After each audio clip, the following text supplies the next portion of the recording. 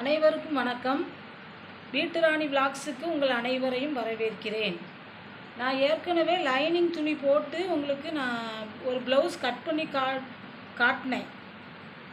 அதாவது வெறும் லைனிங் துணியை மட்டும் கட் பண்ணியிருக்கேன். இப்போ மேலே உள்ள கிளாத்து, நல்ல கிளாத்தில் இந்த லைனிங் துணியை மேலே, அந்த நல்ல கிளாத் மேலே போட்டு எப்படி கட் பண்ணணுங்கிறத நான் இந்த வீடியோவில் உங்களுக்கு கட் பண்ணி காட்ட போகிறேன். வாங்க வீடியோக்குள்ளே. அதுக்கு முன்னால் வீட்டு ராணி விலாக்ஸுக்கு சப்ஸ்கிரைப் பண்ணிடுங்க. இப்போ நான் ஏற்கனவே கட் பண்ணி வச்சுருக்கிற லைனிங் துணி இந்த இருக்குது. இது நல்ல துணி. இந்த துணியில் தான் நான் அதை போட்டு நான் கட் பண்ண போகிறேன்.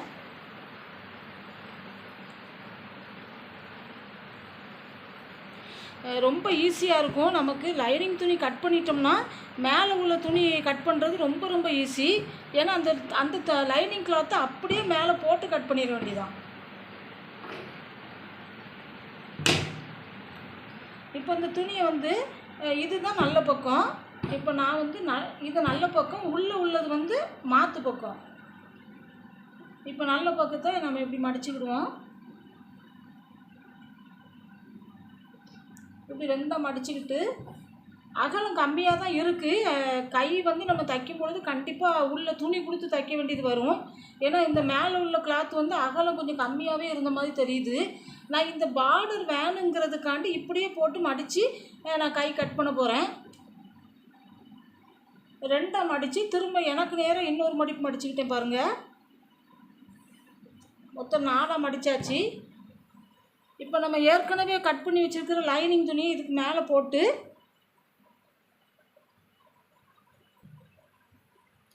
இப்போ நான் லைனிங் கிளாத்து மேலே வச்சுட்டேன். ஸோ லைனிங் கிளாத்து நல்ல அகல வாக்கில் நல்ல அகலம் கிடச்சிருக்கு லைனிங் கிளாத்தில். ஆனால் உள்ள துணி பாருங்கள், ரொம்பவே சின்ன துணியாக இருக்குது.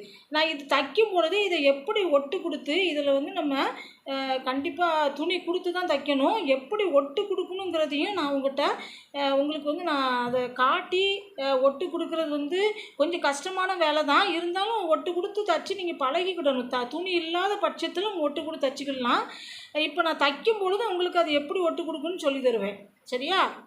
இப்போ இந்த துணி அப்படியே போட்டேன். அது மேலே வச்சு அதே அளவு தான், கீழே அதே அளவு தான் வச்சுருக்கேன் பாருங்கள். கீழே அதே அளவுக்கு, மேலே என்ன செய்யணும்னா கொஞ்சம் துணி எப்போதுமே நம்ம கரெக்டாக லைனிங் கிளாத்து கட் பண்ணி வச்சுருக்கோம்னா அந்த அளவுக்கு கட் பண்ணக்கூடாது.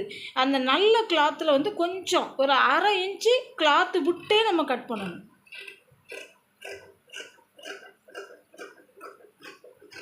பார்த்தீங்களா? இப்படி 1/2 இன்ச்சு விட்டு கட் பண்ணிக்கிடணும். நம்ம ஏன்னா இந்த லைனிங் துணியையும் இந்த நல்ல துணியையும் நம்ம ஜாயின் பண்ணணும். அப்போ ஓரமாக ஒரு அடி அடிச்சுட்டு அதுக்கப்புறம் மீதி உள்ள கிளாத்தை நம்ம கட் பண்ணிக்கலாம். அது நான் உங்களுக்கு தைக்கும்போது சொல்லித்தரேன். சரி, இப்போ நம்ம கை கட் பண்ணியாச்சு. அதை எடுத்து ஓரமாக வச்சுட்டு அடுத்து பாருங்கள். இப்போ இதுலேயுமே நமக்கு பார்டர் வந்திருக்கிறதுனால இந்த பார்டர் கூட நான் பேக்கில் பின் துணிக்கு இந்த பார்டர் வச்சு தைச்சோம்னா நல்லாயிருக்கும். அதனால நான் துணி இப்படி போட்டிருக்கேன். இந்த பார்டர் வர்ற மாதிரி நான் போட்டிருக்கேன் பாருங்கள். இது நல்லா ஒன்று போல் இந்த ஓரத்தை நல்லா மடிச்சுக்கிடணும். ஓரத்தை நல்லா ஒன்று போல் மடிச்சிக்காங்க. ஒருவேளை சில துணி கிராஸாக இருந்துச்சுன்னா ஒன்றா வராது.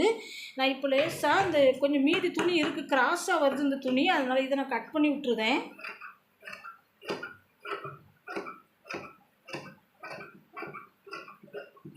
சரி, இது நமக்கு தேவையில்லை, கட் பண்ணியாச்சு.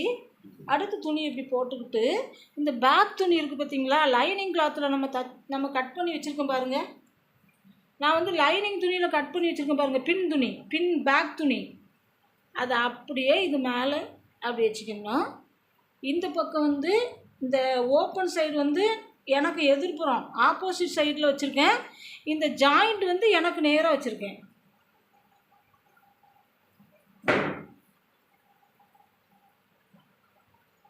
சரி, இப்போ நம்ம கீழ்ப்பக்கம் ஒன்று போலவே வச்சுக்கிடுவோம். கீழே அடியில் இந்த துணி அளவுக்கு வச்சுக்கிட்டேன். மேலே நம்ம கட் பண்ணும் பொழுது ஒரு 1/2 இன்ச்சு விட்டே கட் பண்ணணும். ரொம்ப ஈஸியாக இருக்கும். நம்ம லைனிங் கிளாத்து கட் பண்ணி எடுத்துட்டோம்னா அதுக்கப்புறம் நல்ல கிளாத்தில் வந்து நம்ம சட்டை கட் பண்ணுறது ரொம்ப ரொம்ப ஈஸியாக இருக்கும். ஒரு 1/2 இன்ச்சு விட்டே கட் பண்ணுங்கள்.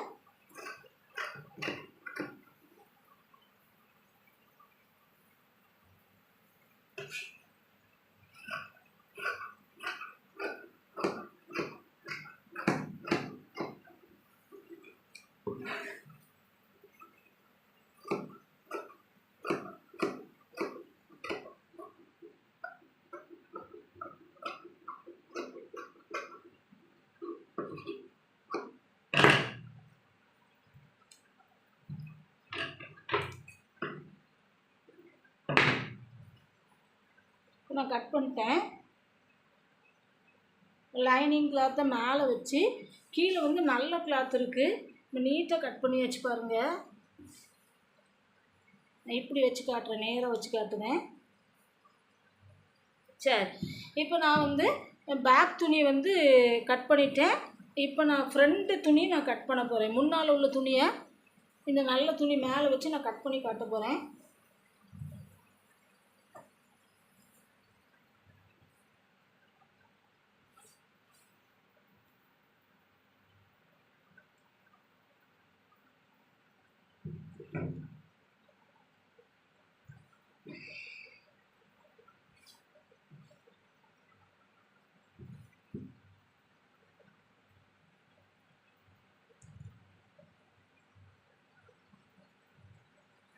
இப்படி ஒன்று போல் அந்த வச்சுக்கிட்டேன் பார்த்தீங்களா. இந்த ஓரம் வந்து கரெக்டாக இருக்கணும். இந்த ஓரம் வந்து இந்த துணி அளவுக்கே தான் இந்த ஓரத்தை நம்ம வந்து வச்சுக்கிடணும், கூட விடக்கூடாது.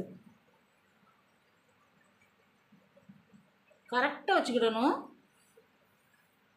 ரைட். இப்போ இதில் கீழே மேலே கீழ் பக்கம் மேல் பக்கம்லாம் நான் 1/2 இன்ச்சு விட்டு தான் கட் பண்ண போகிறேன்.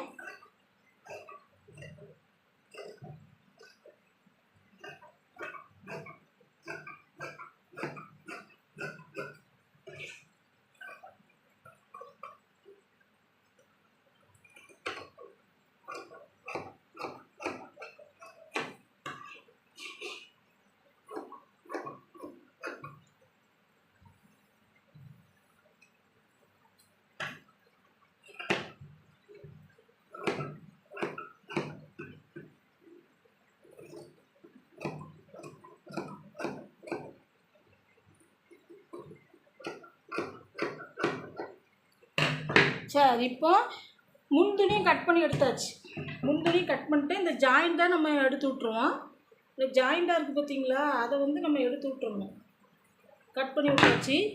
இப்போ வந்து நான் தனித்தனியாக பிரித்து காட்ட போகிறேன். இது வந்து இடது பக்கம் துணி ஏற்கனவே லெஃப்ட் சைடுன்னு போட்டு வச்சுருக்கேன்.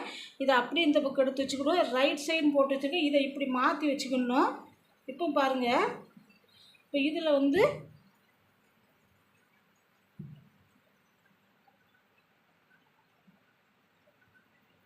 இது வந்து இடது பக்கம், இது வந்து வலது பக்கம். இதையும் நான் அப்படி வச்சுக்கிட்டேன். அது அந்த அந்தந்த துணி அதாவது நல்ல துணி மேலே லைனிங் துணி வச்சு நான் வந்து ரெண்டையும் இப்படி வச்சுக்கிட்டோம்னா நமக்கு தைக்கும்போது ரொம்ப ஈஸியாக இருக்கும். பார்த்தீங்களா, இப்படி தான் தைக்கணும். ரொம்ப ஈஸியான ஒரு வேலை. லைனிங் கிளாத்து போட்டு தைக்கிறது வந்து கஷ்டமான வேலைலாம் கிடையாது, ரொம்ப ஈஸியாக இருக்கும். அப்படியே ஓரத்தில் அடித்து விட்டுட்டு ஜாயின் பண்ணி விட்டுட்டு நம்ம அடுத்தாப்பில் நம்ம என்னென்ன கப்பு மற்ற எல்லாம் எது தைக்கணுமோ அதை தைச்சிக்கலாம். இப்போ நான் ரெடி பண்ணி வச்சுருக்கேன். இப்படி வச்சுக்கிட்டோம்னா நமக்கு தைக்கும்போது ரொம்ப ஈஸியாக இருக்கும். முன் துணி ரெடி ஆயிடுச்சு. அடுத்தது வந்து பட்டி கிளாத்து. பட்டிக்கு வந்து நான் லைனிங் துணியிலே ஏற்கனவே 4 கிளாத்து நான் எடுத்துட்டேன். லைனிங் கிளாத்து எனக்கு நிறைய இருந்துச்சு. அதனால் நான் வந்து பட்டி கிளாத்து வந்து நம்ம கண்டிப்பாக ரெண்டு பக்கமும் 3 துணி கண்டிப்பாக கொடுத்தாகணும். அப்போ தான் ஸ்ட்ராங்காக இருக்கும் பட்டி. நான் ஏற்கனவே பட்டியில் வந்து 4 கிளாத்து நான் எடுத்து வச்சுருக்கேன். 4 துணி எடுத்துட்டேன் பட்டியில். இப்போ எனக்கு இந்த நல்ல துணி நிறைய இல்லை, இவ்வளோ தான் மீதி இருக்குது. இப்போ நான் இதில் வந்து பட்டி கிளாத்து 2 தான் எடுக்க போகிறேன். ஒரு நிமிஷம். நான் பட்டி துணி இதிலேருந்து ஒரே ஒரு கிளாத்தை எடுத்து இந்த துணி மேலே வச்சு நம்ம அளந்து கட் பண்ண போகிறோம். கரெக்டாக அப்படி வச்சுக்கணும். ஒரு வேளை கூட துணி இல்லைனாலும் பிரச்சனை இல்லை, நம்ம தைக்கணும் தைச்சிக்கலாம். இப்போ வந்து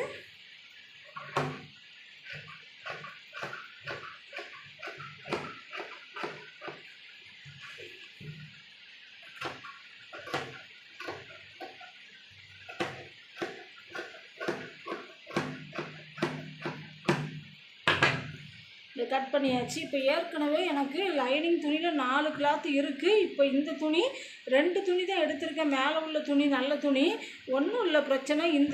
இந்த லைனிங் கிளாத்தை உள்ளே வச்சுக்கிட்டு இந்த துணி மட்டும் மேலே வந்தால் போதும், நமக்கு நீட்டாக நம்ம தச்சிடலாம். எனக்கு இந்த கிளாத்துக்கு மேட்சாக கொஞ்சம் லைனிங் கிளாத் அமையலை, கொஞ்சம் டிஃப்ரெண்ட்டாக தான் இருக்குது கலர் வந்து. இருந்தாலும் வேறு வழி இல்லை, இந்த கிளாத்து நமக்கு கிடைக்காட்டினாலும், இதே கலர் கிடைக்காட்டினாலும் கொஞ்சம் மேட்சாக இருக்கிற மாதிரி நீங்கள் லைனிங் கிளாத் எடுத்துக்கிட்டால் அது ஒன்றுமே தெரியாது. இப்போ நான் பட்டி கிளாத் வந்து ரெடி பண்ணிட்டேன். பட்டி வந்து 2 பக்கம் 3 3 6 கிளாத் என் கையில் இருக்குது, ரெடி பண்ணியாச்சு. அதையும் ஓரமாக வச்சுருந்தேன்.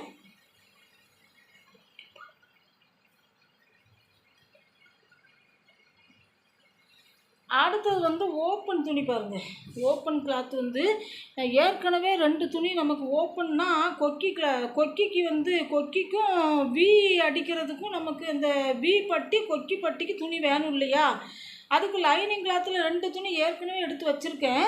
இப்போ கொக்கி பட்டிக்கு வந்து நமக்கு மேலே உள்ள துணி அவசியம் இல்லை, இந்த துணி மட்டும் போதும். ஏன்னா இதை நம்ம வந்து வெளியில் அடித்து உள்ளுக்குள்ளே மடித்து விட்றதுனால இந்த லைனிங் கிளாத் உள்ளே போயிடும். ஸோ இந்த நல்ல கிளாத்து நமக்கு கொக்கி பட்டிக்கு தேவையில்லை. ஆனால் வி பட்டிக்கு வந்து நல்ல கிளாத்து கண்டிப்பாக வேணும். அப்போ தான் சட்டை நீட்டாக இருக்கும். லைனிங் கிளாத்தும் கொடுக்கணும், நல்ல துணியை வச்சு தான் நம்ம தைக்கணும். இப்போ நான் அதுக்கு மட்டும் ஒரு துணி இதில் எடுத்துக்கிட்டேன்.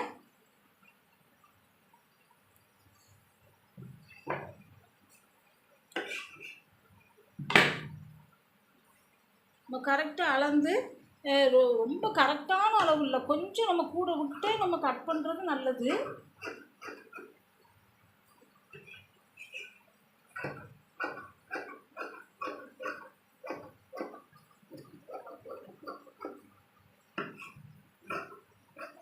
சரி, இப்போ நமக்கு வந்து வி பட்டிக்கு துணி எடுத்துட்டேன். அடுத்து கொக்கி பட்டிக்கு இந்த இருக்குது துணி. இது ரெடி ஆயிட்டு அடுத்து எல்லாமே வந்து எல்லா துணியுமே எடுத்துட்டேன். இனி நமக்கு வந்து அதாவது கழுத்து துணி, கழுத்துக்கு நம்ம ஹெம்மிங் பண்ணுவோம் பார்த்திங்களா, அதுக்கு கிளாத் வந்து லைனிங் கிளாத்தை எடுத்து வச்சுருக்கேன். நான் அப்போதே உங்கள்கிட்ட காட்டினேன். இப்போ என்னென்னா இந்த துணி மீதி இவ்வளோ துணி இருக்குது, மேலே உள்ள துணி. நான் ஏற்கனவே இந்த கை கிளாத்து வந்து எனக்கு சின்ன கிளாத்தாக இருந்துச்சு, ஹேண்டுக்கு வைக்கக்கூடிய கிளாத்து சின்ன கிளாத்தாக இருந்துச்சு. நான் அதுக்கு ஒட்டு கட்டாயம் கொடுக்கணும்னு சொன்னேன். இந்த கிளாத்தில் தான் நான் ஒட்டு கொடுக்குறதுக்கு துணி பார்த்து நான் எடுத்து அதை கட் பண்ணி தான் அதை ஜாயிண்ட் கொடுக்கணும். நான் தைக்கும் பொழுது அதை எப்படி ஜாயிண்ட் கொடுக்கணும், இதிலேருந்து எப்படி கட் பண்ணி ஜாயிண்ட் கொடுக்கணுங்கிறத நான் தைக்கும் பொழுது கண்டிப்பாக உங்களுக்கு வந்து காட்டுவேன். ஓகேவா? இப்போ நான் கட் பண்ணி வச்சுருக்கிற துணியை ஃபுல்லாக மறுபடியும் உங்கள்கிட்ட காட்டிட்டு, இப்போ எல்லாமே கட் பண்ணி வச்சுருக்கேன். இது வந்து பேக் கிளாத்து,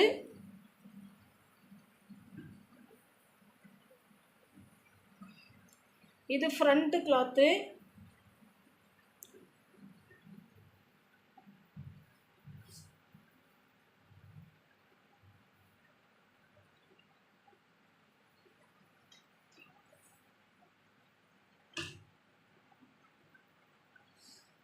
இது ஃப்ரண்ட் கிளாத்து, அதாவது 2 பக்கம் உள்ளது, லெஃப்ட் அண்ட் ரைட் சைடில் உள்ளது. இது வந்து ஹேண்டு கை கிளாத்து. இது வந்து கொக்கி பட்டி வி பட்டிக்குள்ள கிளாத்து. இது வந்து பட்டி துணி, இது வந்து பட்டி கிளாத்து. எல்லாமே கரெக்டாக எல்லாமே என்ன செஞ்சுட்டேன், லைனிங் கிளாத்தோடு நான் ஜாயின் பண்ணி வச்சுருக்கேன் பாருங்கள். 2யுமே சேர்த்து தான் வச்சுருக்கேன். இனி நான் தச்சு காட்டுவேன் பாருங்கள். உங்களுக்கு வந்து நான் இப்போ கட் பண்ணி காட்டுனது கட்டாயமாக புரிஞ்சிருக்குன்னு நினைக்கிறேன். புரியலைனாலும் என்கிட்ட கேளுங்க. நீங்கள் உங்களுக்கு புரியலை அப்படிங்கும்போது என்கிட்ட கேட்கும்பொழுது கட்டாயமாக நான் அது உங்களுக்கு தெரியப்படுத்துவேன், எப்படி கட் பண்ணணும்னு சொல்லி தருவேன். என்ன டவுட் இருந்தாலும் என்கிட்ட நீங்கள் கேட்கலாம். இந்த வீடியோ உங்களுக்கு பிடிச்சிருந்துச்சின்னா லைக் பண்ணுங்கள், ஷேர் பண்ணுங்கள், கமெண்ட் பண்ணுங்கள். மேலும் சப்ஸ்கிரைப் பண்ண மறந்துடாதீங்க. தேங்க்யூ.